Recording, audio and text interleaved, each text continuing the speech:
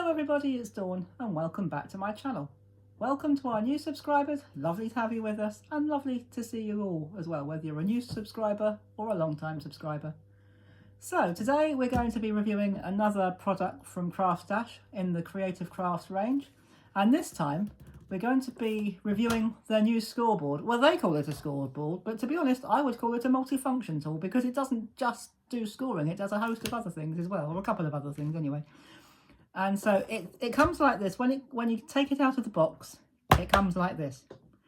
And what you do, you can leave it like this if you want to, if you've only got a small area to score. But what you can do as well is open it flat and it will go into a lovely big area for scoring like that.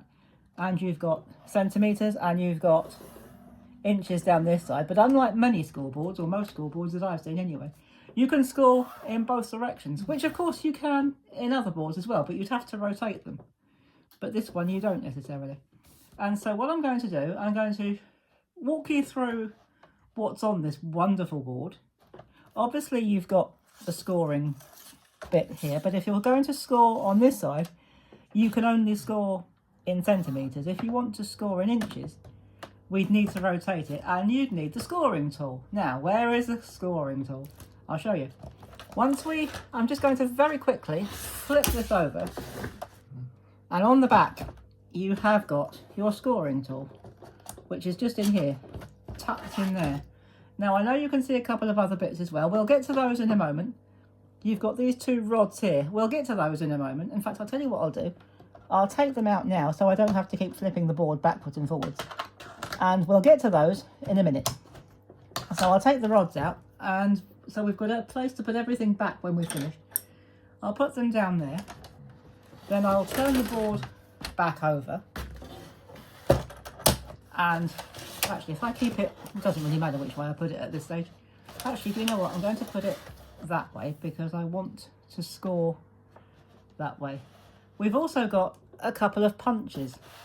Now, if you're making boxes, if you love to make boxes, this tool is going to be very useful for you because this one will punch the finger lifts, and that's what we're going to do in a few moments. We're going to make a box lid. We won't make the whole box, we'll just make a lid, and I'll show you how easy it is to make the finger lifts. And this is a corner punch, if you want a rounded corner rather than a right angle corner. So you just do that as you'd use any other corner punch. But I'll show you how useful this is. And down here, we've got a few little indents, holes if you like, dips, and I'll show you what they're for in a few moments. So let's get on with the scoring first.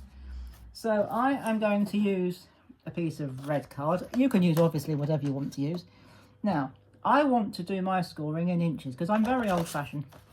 So what I'm going to do, I'm going to rotate it to the inch side. So I'm not going to be using that one this time. I'm just going to push that out the way, and I'm going to line it up like that.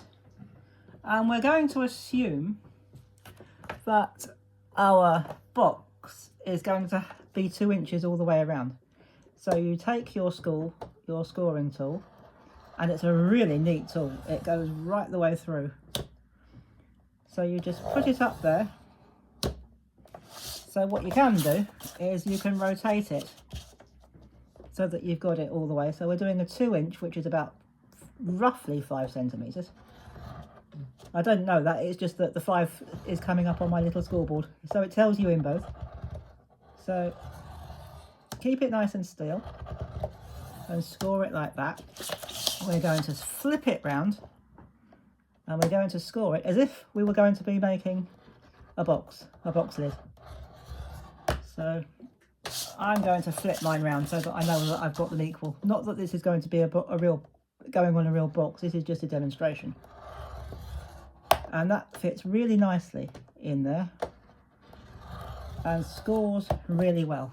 So what we'll do, we'll take our scissors. Well, actually, before we do that, I'll show you the advantages of this fantastic tool. If I put that up there, so if you want a finger lift, you can pop it in there like that. This half moon or semicircle, whatever you want to call it, that is your finger lift. And so what you do is you pop it in there,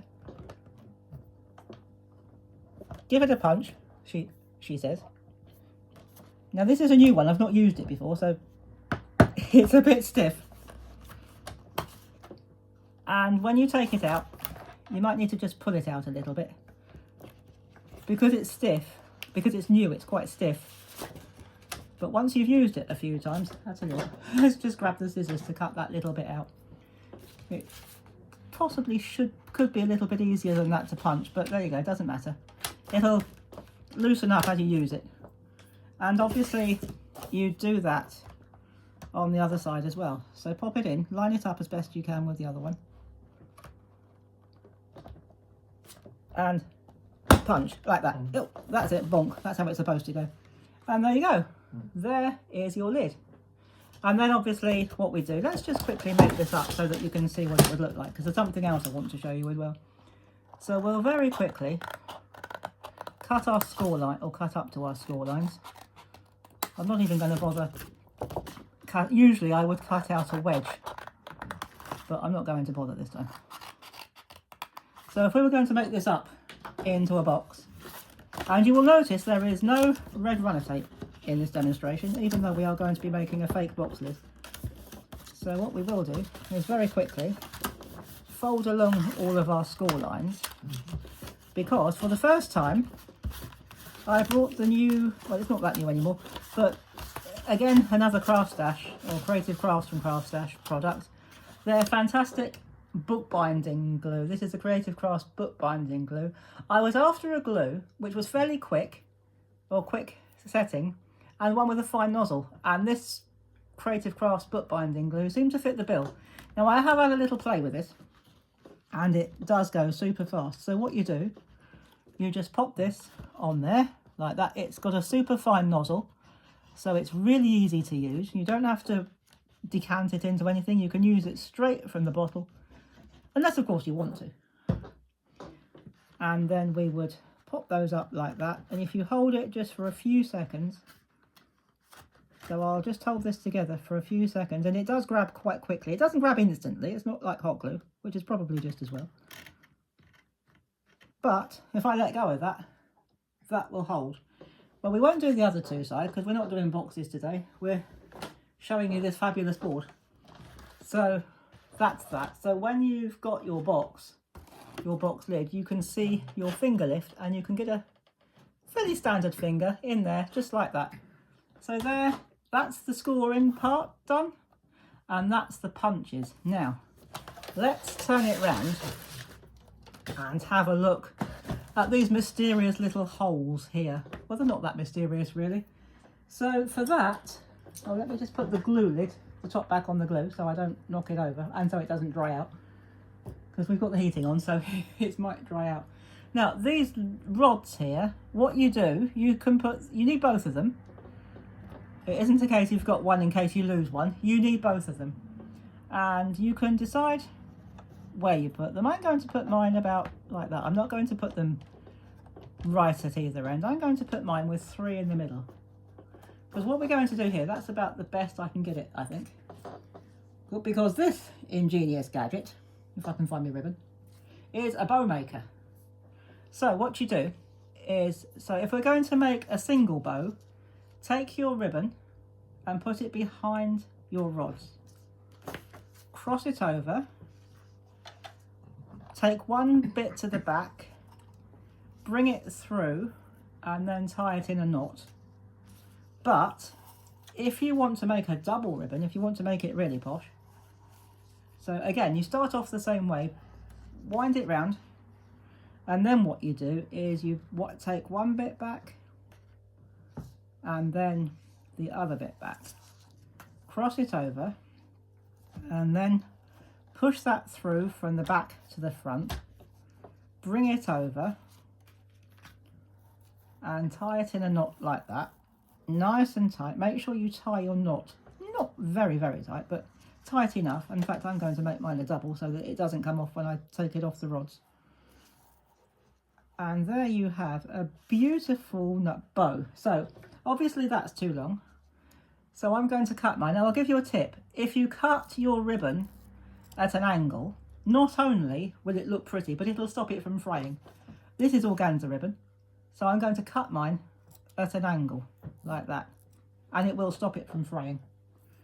So then all you've got to do is take your bow off of your little gadget, pull out the parts of your bow, and you have a perfect bow. Now, if you sell your items, if you make your items to sell, having one of these is brilliant, because who doesn't love a ready-made bow? You can make up some ready-made bows in minutes, and you could make packs of them, packs of maybe 6 or 10, and put them in your sale. Or even if you're having a craft fair and you want to make up some ready-made bows. So there is our ready-made bow, made with our bow maker, all on this fabulous machine, or fabulous tool. And we have our box, which has been scored with our lines, and we have a finger punch punched from one of our punches up there. And there we go. So in one fantastic tool, we have a scoring board that will score both ways. We have 2 separate punches, which will give you 2 different looks. And if I push that down a little bit further, you have a bow maker. Now, isn't that fantastic? It's fantastic value for something that you can do about 3 or 4 things on one machine, or one tool, I suppose you call it. It's fantastic. So I will link this. I will link the Craftstash website below, so you can go and have a look for yourselves if you want to. And I will see you probably next week now. We're getting very, very close to Christmas. I may be back on Friday with one more for you, but if not, I will be back. Yeah, let's make it Friday. Yeah, I'll be back Friday. I want to try and get a couple more in before Christmas. So I will be back on Friday with not a review, but a project for you, because the other thing I got from Craftstash in my latest haul was some gilding wax, which I've never used before, but I've had a little play, and I'd like to show you my way of using it and what you can do to turn a very plain piece of card into something spectacular. So that's the only clue you're going to get for now. So when I come back on Friday, we're going to be using the gilding wax in a very special way. And so I'll see you then. If you've ever wanted to make your own pearlescence card, this is how we're going to do it. So I'll be back on Friday to show you a couple of techniques actually with our gilding wax, and I'll see you then. And in the meantime, I hope you've enjoyed this. Thank you for subscribing. If you've enjoyed this video, I'd love it if you give me a thumbs up. That would be great. And if you're not a subscriber, but you've enjoyed this video, as well as giving me a thumbs up, could you please subscribe and hit that notification bell? It's totally free. You don't have to pay for it. You don't have to pay for it. It's totally free. And it helps YouTube to know that people are interested in these videos, and it gets our videos out to others as well. And of course, I appreciate it very much. So I will see you on Friday with our gilding wax, and see what I get up to with that. And until then, thank you again for watching. I do appreciate it. Take care, everybody. Have fun. And as always, happy crafting. Bye-bye for now.